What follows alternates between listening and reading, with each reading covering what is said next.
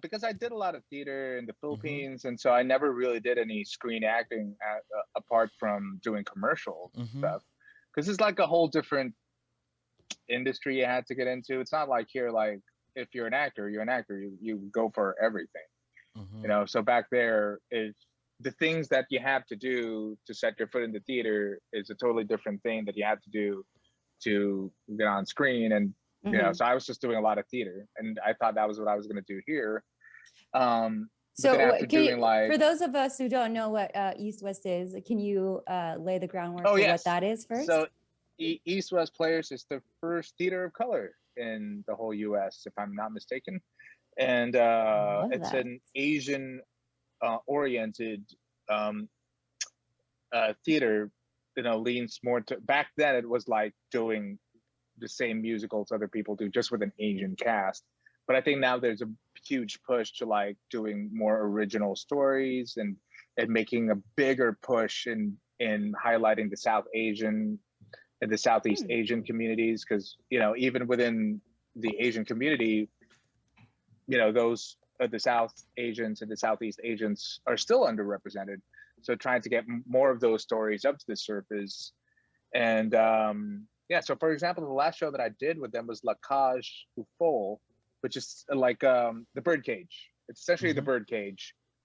It was the basis of the birdcage, and it was set in a Thai ladyboy club. You know, to make it like Mm-hmm. you know to reset the whole story in an Asian setting.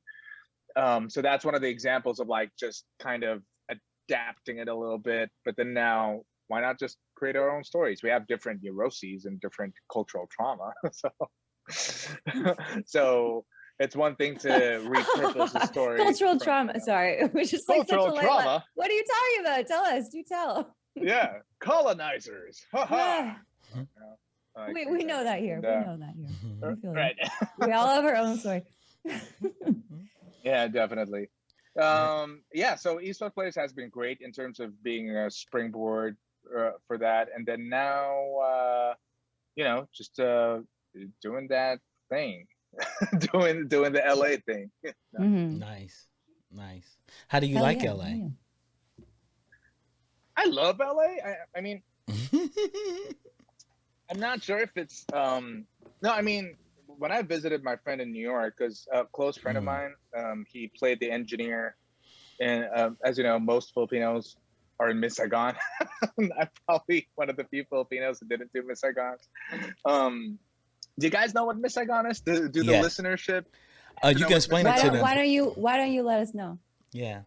So Miss Saigon is like the story of the Little Mermaid, but you just retrofit it in the Vietnamese War.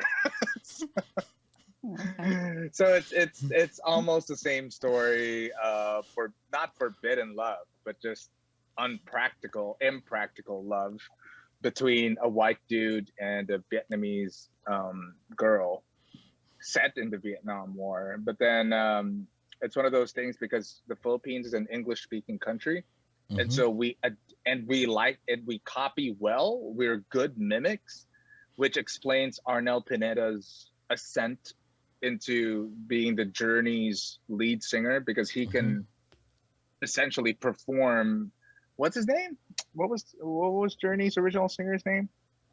I forgot the Journey's original singer. Hold on. I don't know. Was it Perry? Perry? Is it Perry? This is not what I'm Whatever. gonna know. Well, Steve whatever Steve Perry. his name Perry. is. Steve Thank you for Perry. defund Steve for Perry. There you Steve specificity. go. Perry. Yeah. So basically, he can sound like Steve Perry. A lot of Filipino singers can sound like other singers. Of course, you have the Celine Dion, Mariah Carey copycats, Mm-hmm. and so yeah, that's what we did.